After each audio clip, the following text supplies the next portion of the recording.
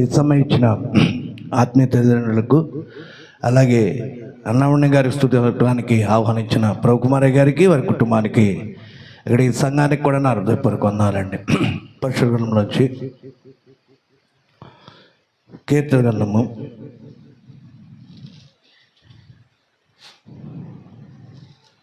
23వ అధ్యాయము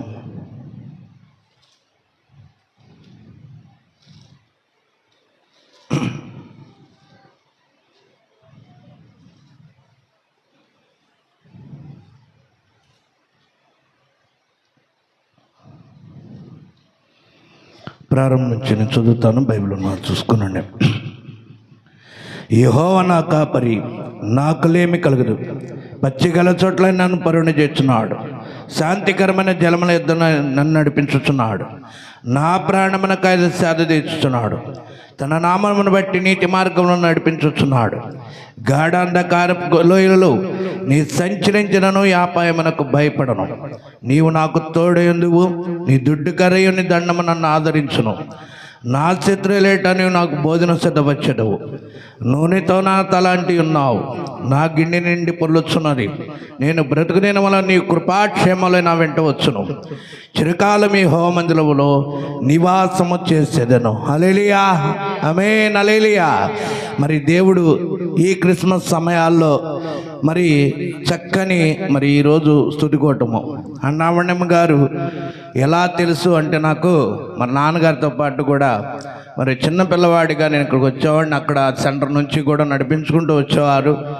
బస్సు దిగితే కారణంగా ఉండేదండి. జన సంచారం అనేది ఉండేది కాదు. అలాంటి ప్రదేశము. తర్వాత ఈ రోడ్డు కూడా లేదండి, ఇసుక మన రోడ్డు మీదే నడుచుకుంటూ వచ్చేసేవాళ్ళం. అలాంటి పరిస్థితిలో కూడా మా నాన్నగారు మమ్మల్ని చేయి వదిలిపెట్టుకోకుండా, మరి ఇంటికాడ వదిలిపెట్టుకోకుండా తీసుకొచ్చేసేవాళ్ళు కూటానికని. మరి అప్పట్లో కూటాలు అయ్యగారు చెప్తూ ఉంటారు కదా, తక్కువ కాబట్టి ఫస్ట్ రోజే వచ్చి ఉండేవాళ్ళం. మరి చాలా బాగా చూసారండి అన్నామణ్యమ్మ గారు. నాన్నగారికి ఏది కూడా తక్కువ కాకుండా ఇక్కడ విశ్వాసులు కానీ ఆ టైంలో విశ్వాసులు పెద్దగా మాట వినేవాళ్ళు కాదు. ఒకళ్ళకి ఇటు కేకేస్తుంటే అటు వెళ్ళిపోయి మరి చాలా ఇబ్బంది పడేది. అయినా కూడా మరి వాళ్ళ కొడుకులు, కోడళ్ళు మరి ఆ సమయంలో చాలా పరిచయం చేసేవారండి. నాన్నగారు బలపచ్చమ్మ, మీరు దేవుడి పని చేస్తే మీరు ఇంకా బాగుంటారు. ఇగో శాకులు మరి స్తుతికోటము, మీరు రండి నిలబడండి అని చెప్పేవాడు నాన్నగారు కూడా చాలా. అయితే ఇక్కడ ఏంటంటే నేను అడిగేవాడిని, చాలామంది ఏం చెప్పేవాళ్ళు